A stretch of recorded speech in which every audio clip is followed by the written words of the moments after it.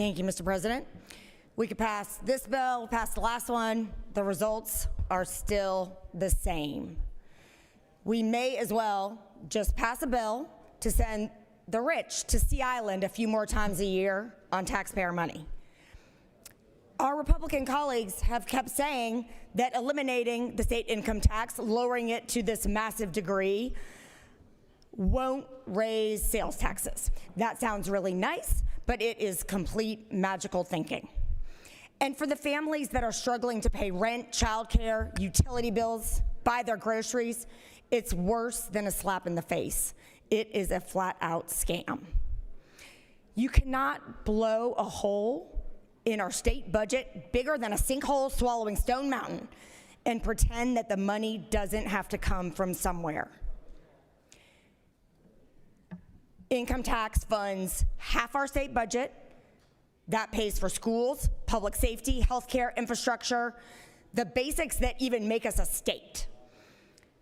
And if you wipe that out, if you take it down to this degree, you do what the study committee said we should, eliminate it altogether.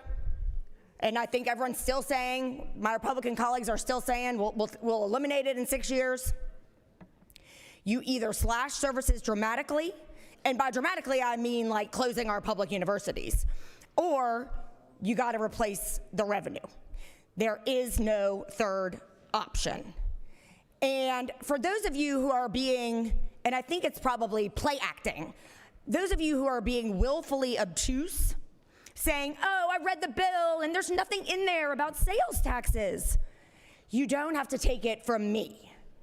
As our state economist Bob Bushman put it, eliminating Georgia's income tax is, and I quote, an unrealistic talking point spouted by unserious people.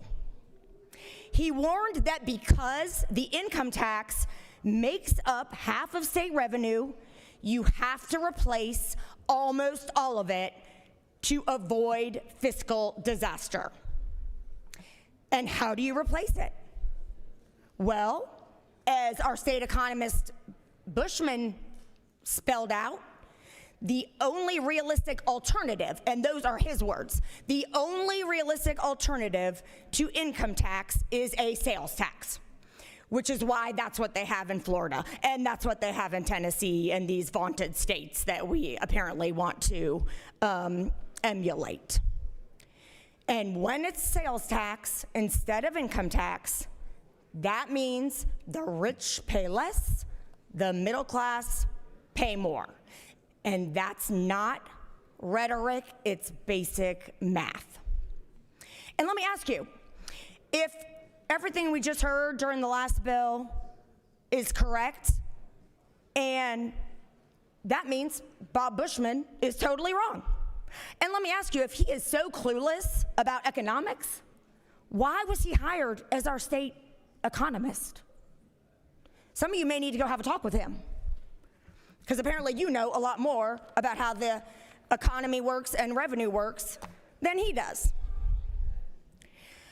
A sales tax hits hardest those who spend most of what they earn just to live. Middle-class families, working families, seniors on fixed incomes.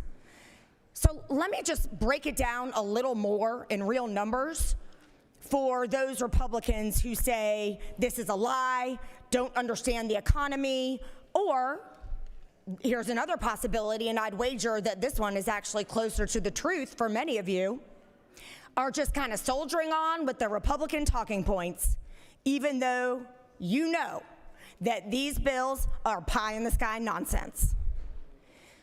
Here are the numbers.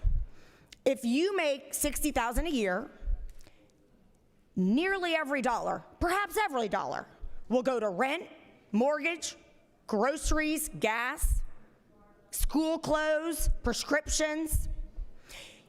You pay sales tax again and again and again. If you make $6 million, on the other hand, most of your income will end up invested. Stocks, real estate, venture capital, not spent at the grocery store, and not taxed. I believe y'all would be tripping over yourselves to show us the numbers. Instead, we're just hiding them. Ain't that telling? I got another history lesson for you. And this one I've witnessed personally. It's Democrats who have been fighting for middle-class families in this chamber for the past 15, 20 years. We've pushed to raise the minimum wage. We've fought to expand Medicaid so hundreds of thousands of Georgians could access health care. Instead, the Republican plan has spent $110 million, and 70% of all that has gone to jobs for paper pushers who make sure it's near impossible for folks to qualify. That's Pathways for you. We have worked with a few good men in here too, who are Republicans, to rein in skyrocketing power bills. But let's be honest, it is on Republicans that folks' utility bills have gone up 6 times in the last 2 years. Republicans oversaw making Georgians pay the 5th highest electric bills in the nation and the highest gas bills in the nation. That's why 2 of them just lost in a landslide. We've proposed a state work credit for years and a state-level earned income tax credit to put money directly back into the pockets of working families. 31 states have that. Never took action on that bill. I've been the author of it for years. We've proposed the state replace ACA subsidies that the Republicans in Washington killed, ripping health care away from hundreds of thousands of Georgians. We filed a refundable child care tax credit. We fought for funding for CAPS for years. So please, spare us the fake populism about how these bills help people with expensive child care and power bills. The only reason child care and power bills are what they are in Georgia is because the Republicans chose to make them that way. Where have you been the last 15 years? We've supported literacy initiatives, affordable housing investments, needs-based higher education, and even portable benefits, so the gig workers in our economy can access health and retirement security. Now that's an affordability agenda, and that ain't even the extent of it. That's an affordability agenda, not a tax scheme that benefits the wealthier among us and sends the bill to everyone else. I do believe that Georgia families are too smart for that. So this proposal isn't about affordability. It's about ideology and political ambition. It's about delivering a headline without telling you what happens next. When politicians promise you something for nothing, it's usually you who will end up paying. This state deserves serious leadership, serious budgeting, and serious solutions, not a fairy tale. Republicans here with these proposals are the wolf in sheep's clothing. Come here, pretty little thing. Trust me, I'm one of you, before devouring the very people they claim to help. So let's not fall for this, Georgia. Vote down this fairy tale. Vote down this tax scam. And let's move on with some bills that really help the working class. Thank you, Mr. President. I'm happy to answer any questions. You do have one question, Senator. All right, then. I yield the well. Thank you. I said you do have one question, Senator. I thought you said you do not have any questions. Recognize the Senator from the 19th. Thank you, Mr. President. Senator, do you yield? Of course. I appreciate your passionate comments. You mentioned about a divide between the middle class and the wealthy. I'm just wondering, where do you draw that line? What's the difference between when someone's in middle class and when they're in the wealthy? I think you referred to them as the Epstein class. Well, the Epstein class is obviously the very wealthy. So, I mean, the important point there is really that the less you make, the more a non-income tax source of revenue falls on you.